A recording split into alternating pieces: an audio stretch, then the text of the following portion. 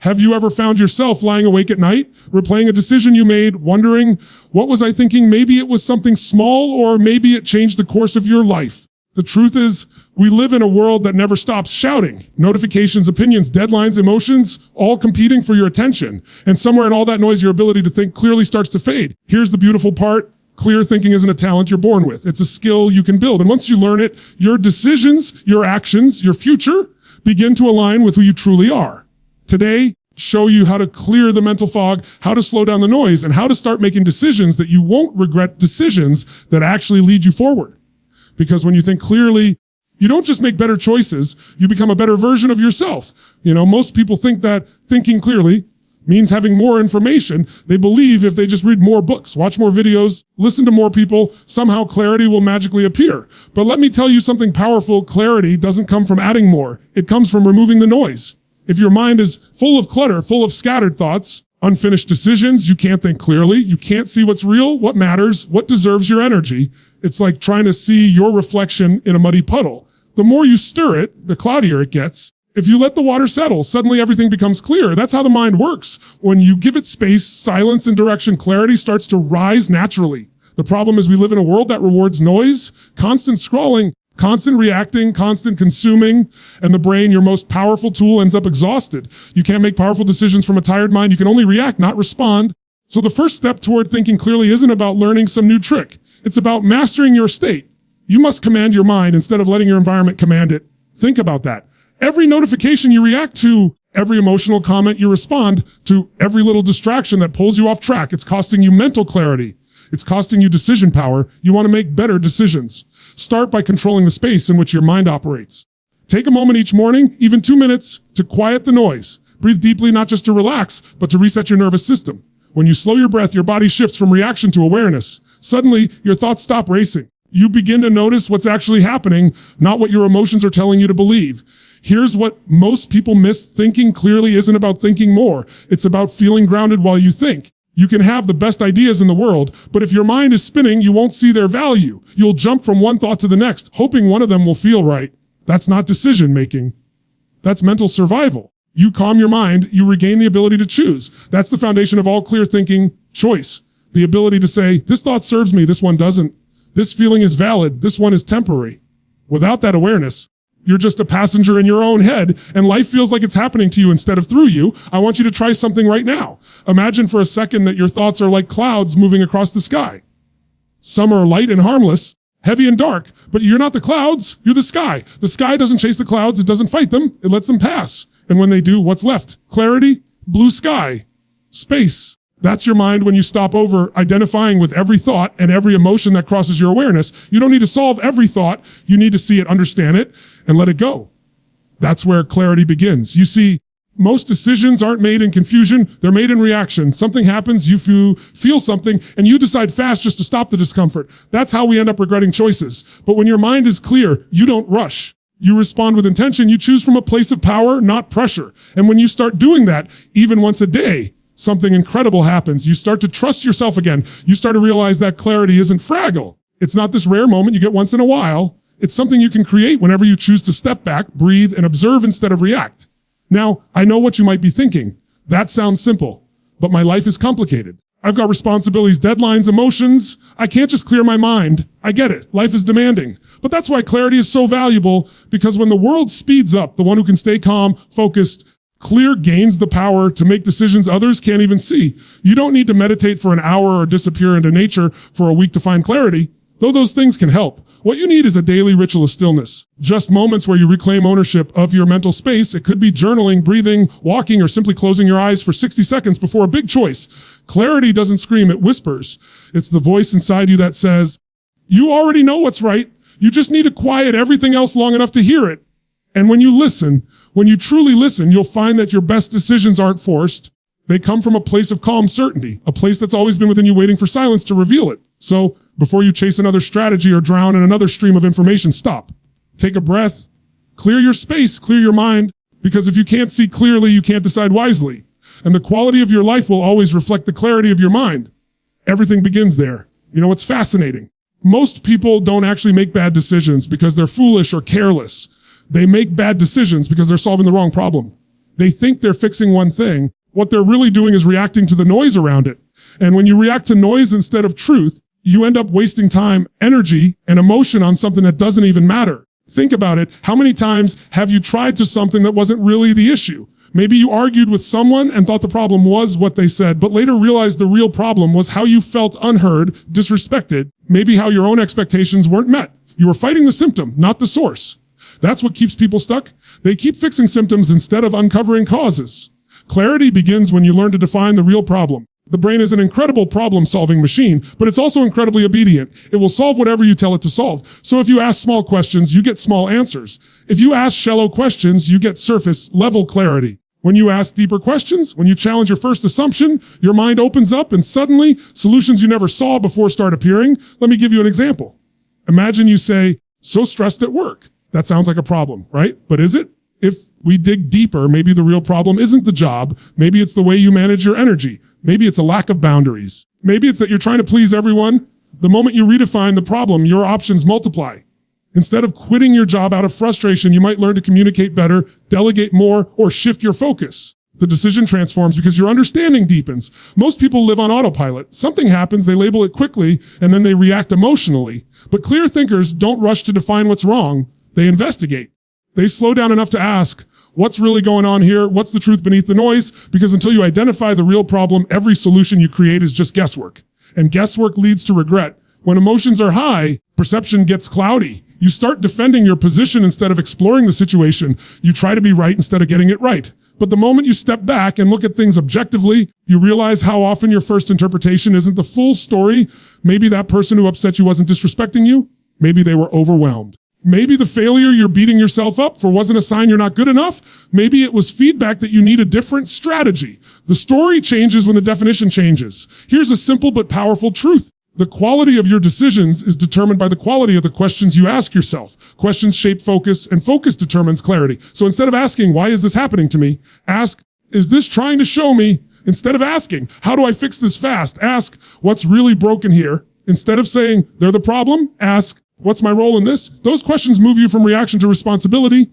And responsibility is where true power begins. In business, in relationships, in your personal growth. The same rule applies. If you can't define the problem, you can't transform it.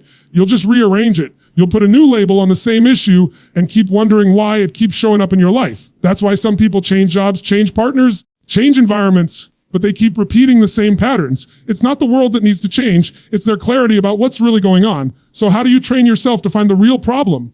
First, stop assuming your first answer is the right one. The first answer is usually emotional. Pause long enough to challenge it. Ask yourself, if that's true, what else could be true? Second, look for patterns. If the same type of frustration, argument, obstacle keeps showing up, that's a signal. It's your life trying to tell you something you haven't fully addressed yet.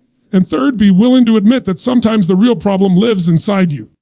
In your expectations, your fears, your beliefs, not outside you. That's not weakness. That's wisdom. When you redefine the problem, you redefine the decision. Suddenly, you stop reacting to what's loud and start responding to what's real. That shift from noise to truth changes everything. You gain time, you gain energy, you gain confidence.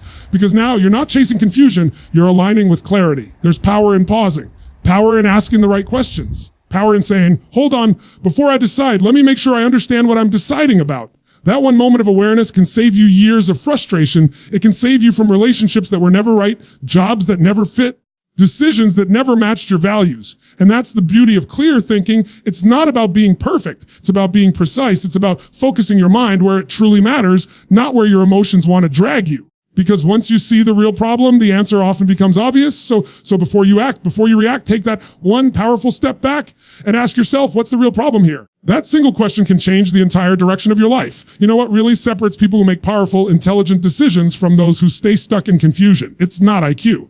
It's not experience. It's not luck. It's the ability to separate facts from feelings.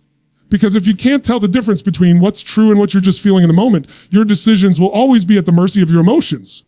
Now, let's be clear, emotions aren't bad. They're part of being human. They're signals, they tell you something's happening, but they're not always accurate. They're like weather, temporary, changeable, and sometimes unpredictable. One moment, the sun is out and you're confident, motivated, ready to take on the world. The next, a cloud of doubt rolls in, and suddenly everything looks uncertain, risky, even impossible. But did the facts change? Probably not. What changed was your state. You make decisions from emotion instead of clarity. You react to how things feel instead of how they are. You tell yourself stories that might not be true. I can't do this. They don't care. It's too late. I'll fail again. None of that is fact. Those are emotional interpretations. And when those interpretations run your life, your results will always be inconsistent because emotions fluctuate, but truth doesn't. Let me give you a simple way to think about this. Imagine you're driving through fog. You can't see clearly, but the road is still there. The trees are still there. The world hasn't disappeared. It's just hidden by the fog. That fog is emotion. The facts are the road beneath it. And when you learn to separate the two, you can drive safely even when visibility is low. The problem is most people never stop to question what's emotion and what's evidence. They feel fear and call it fact. They feel doubt and call it destiny. But here's the truth. Feelings are real, yes, but they're not always right. You can feel something deeply and still be wrong about what it means. You can feel rejected when no one's rejecting you. You can feel lost when you're actually being redirected. You can feel like giving up when you're just one step away from breakthrough. So how do you train yourself to think clearly in those moments? You slow down and ask two simple questions. What do I know for sure? And what am I assuming? Those two questions will change your decision making forever. Because the moment you write it down, you'll see the difference between what's true and what's emotional noise. For example, you might say, I'm failing. But when you ask, what do I know for sure? Maybe you realize you've actually made progress. It just doesn't feel like enough. Or you might think, they don't care about me. But when you separate facts from feelings, you realize there's no evidence for that. Maybe they're just busy or stressed. And once you see that, the emotion loses its grip. See, emotions want attention, not obedience. You need to suppress them, but you can't let them drive. Feel them fully, acknowledge them, but then return to facts. That's how you regain clarity. That's how you regain power. There's a rhythm to clear thinking. You listen to emotion for context, but you base your choices on reality. It's like hearing a song. The emotion is the melody, but the facts are the beat that keeps everything grounded. Without the beat, the song collapses. Without facts, thinking spirals. Here's another truth. When emotions are high, intelligence is low. You know that. Think about the last time you were angry or scared. Did you think clearly? Probably not, because the part of your brain that makes rational decisions shuts down when you're flooded with emotion. You say things you don't mean. You act in ways you regret. That's not weakness. That's biology. But the solution is awareness. You feel that emotional surge. That's your signal to pause. Don't decide. Don't react. Just breathe. Give your brain a chance to catch up to your feelings. Clarity doesn't mean being cold or robotic. It means being emotionally intelligent. It means feeling everything, but not being ruled by anything. It means saying, I feel afraid, but the facts don't support that fear. Or I feel hurt, but I'm going to respond with understanding. That's power. That's leadership. You see, the strongest people in the world aren't those who never feel. They're the ones who can feel deeply and still choose wisely. They don't ignore emotion. They use it as information. Anger can reveal a boundary you need to set. Sadness can show you what you value most. Fear can point you toward growth, but only if you look at them objectively without judgment. When you separate facts from feelings, your world stops shrinking. You stop being controlled by momentary moods. You stop saying, I don't know what to do, and start saying, here's what's true, and here's what comes next. You begin to make decisions that stand even when the emotional storm passes. And the more you practice it, the faster it becomes automatic. You'll catch yourself mid-reaction, take a breath, and think, wait, what's actually happening here? That's the shift. That's the space where clarity lives. Because here's the thing, emotions are temporary, but their decisions can be permanent. If you want to make better choices, you have to give yourself the gift of perspective. Step back, separate what's true from what's loud, and then decide. You can do that. You stop living at the mercy of how you feel and start living by what you know. And that's when you finally begin to trust your own mind again. You know, when it comes to making better decisions, most people don't have a lack of intelligence, they have a lack of structure. Their mind is full of ideas, thoughts, fears, possibilities, but no framework to organize them. And when your thoughts have no structure, everything feels overwhelming. You can't see what's important because everything feels urgent. You can't tell what's real because everything feels possible. That's why clear thinking requires more than emotion or instinct. It requires mental models, frameworks that help you cut through chaos and make sense of what's in front of you. You've probably had those moments when you're trying to decide something big, a career move, a relationship, financial choice, and your brain feels like a ping pong table. One thought bounces to another, and before you know it, you've gone from, should I take this opportunity, to what if I fail, to what will people think? And then you're exhausted, not because the decision is impossible, but because the thinking was unstructured. See, the human mind loves clarity, but it can't create it in a vacuum.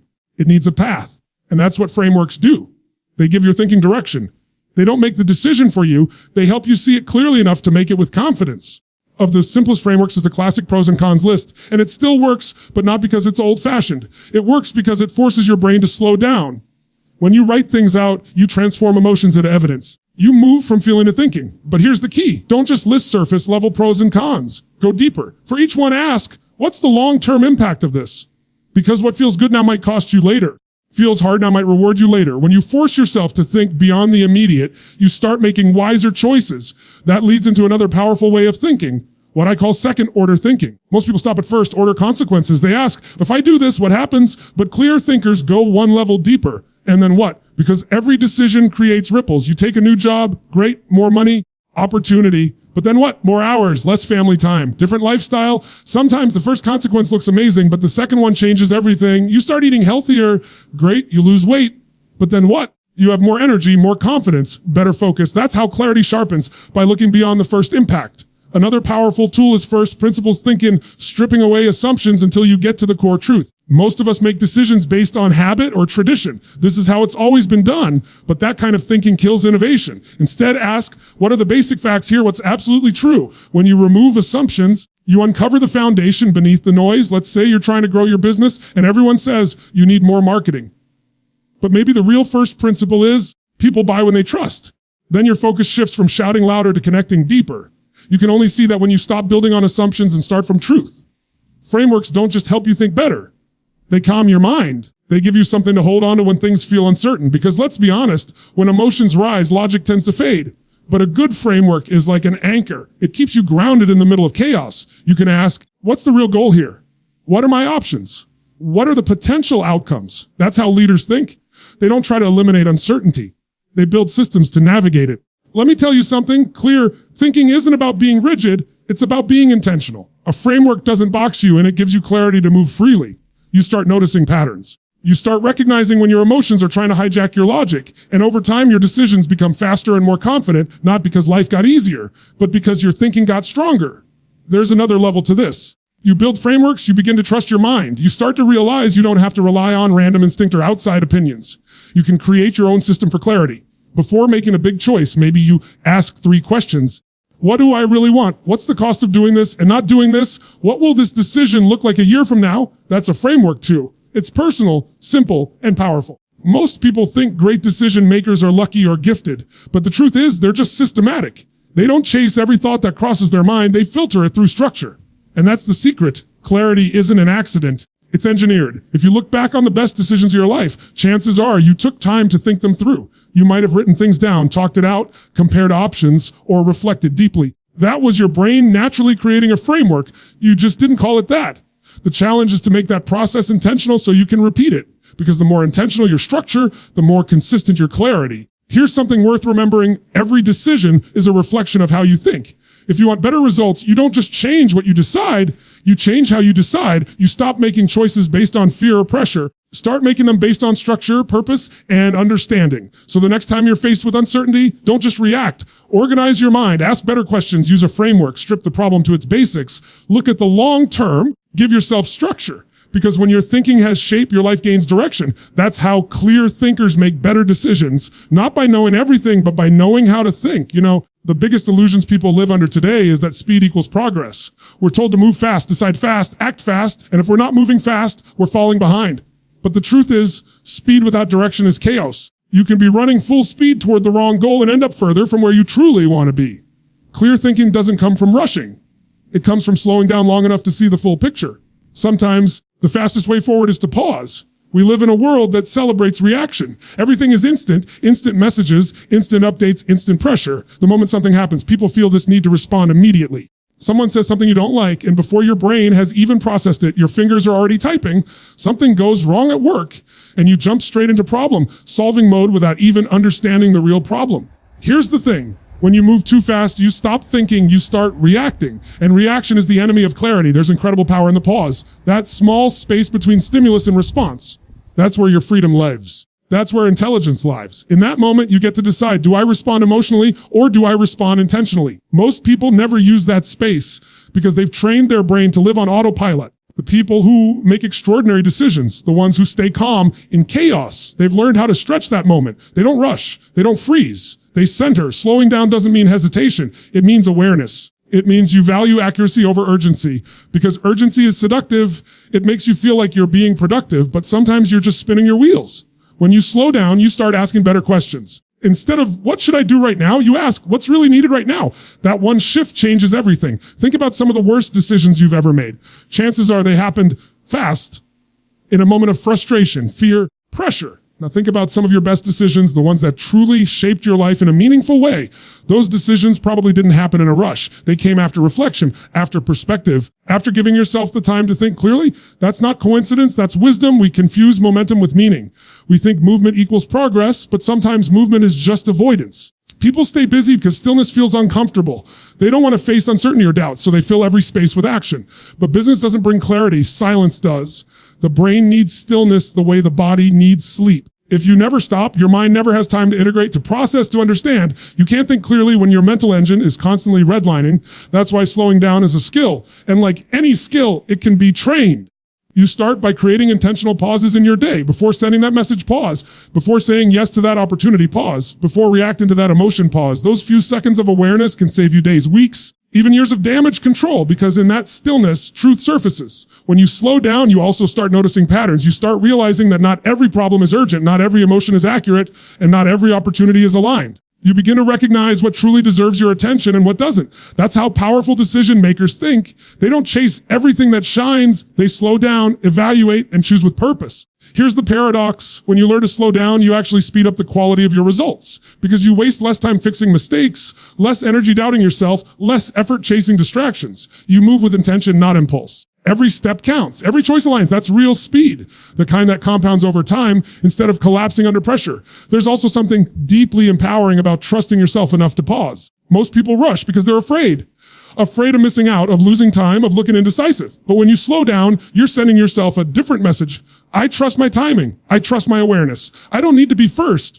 I need to be right. That's confidence. That's strength. You see, life is full of moments that test your ability to pause, conflicts, setbacks, opportunities, surprises. In those moments, slowing down isn't weakness, it's mastery. It's saying, I refuse to be controlled by circumstance. It's reclaiming your power to choose deliberately, because in every decision, there's a voice inside that knows what's right.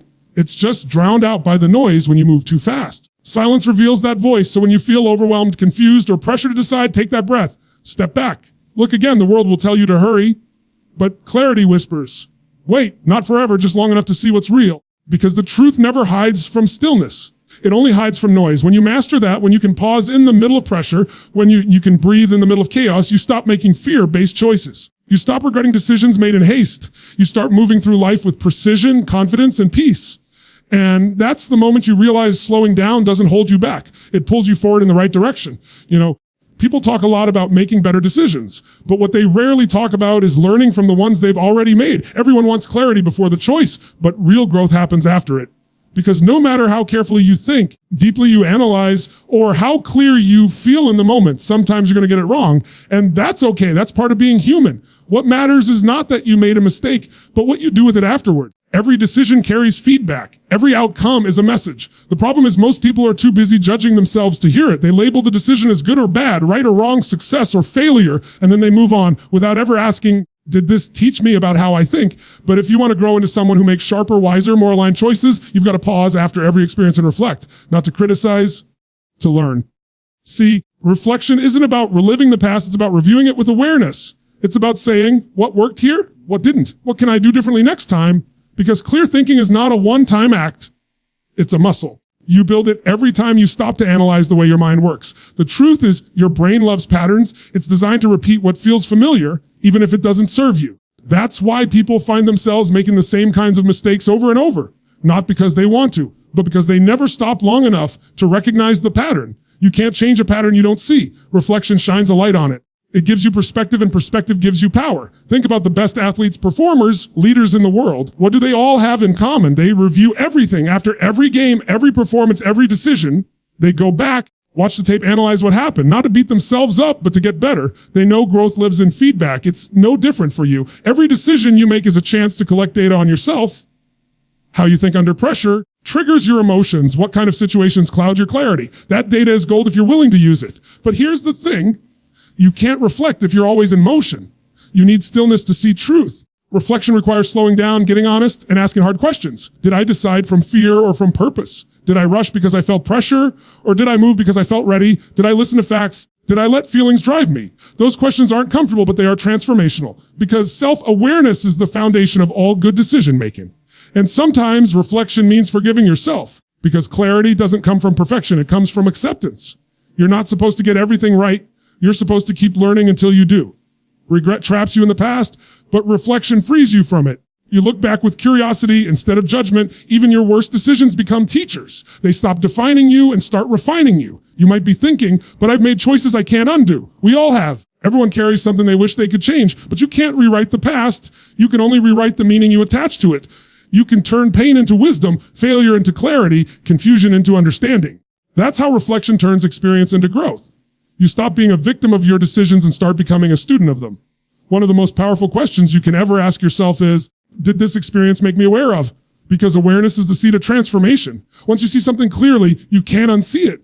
You start noticing your patterns earlier, adjusting faster, deciding wiser. That's how progress works, not in leaps, but in layers of awareness built over time. And as you keep reflecting, something shifts inside you. You start trusting yourself more. You stop fearing decisions because you realize there's no such thing as failure, only feedback. You know that whatever happens, you'll extract value from it. That's where true confidence comes from, not from always being right, from knowing you can handle being wrong. Reflection also builds humility, and humility sharpens clarity. When you can admit, I don't know everything, but I can learn from anything, your mind stays open. You stop defending old decisions just to protect your ego. Instead, you let truth lead. You start evolving instead of repeating. And you know what's beautiful? The more you reflect, the more connected you feel to your own growth. Begin to see the story of your life not as a series of random events, but as a journey of refinement. Every decision shaping you into someone stronger, wiser, more self-aware. That's what clarity really is, seeing not just what happened, what it's teaching you about who you're becoming. So take the time to review your choices. Celebrate what worked, learn from what didn't, and adjust your approach. Don't rush to the next thing. Extract the gold from where you've been, because reflection is how good decisions evolve into great ones and how confusion turns into clarity. And when you live that way, when every choice becomes a lesson, every mistake becomes momentum, you stop fearing decisions altogether. You realize that no matter what happens, you can always think clearly, decide wisely, and grow forward. That's when you understand every decision, even the wrong one, was always guiding you toward the right kind of clarity.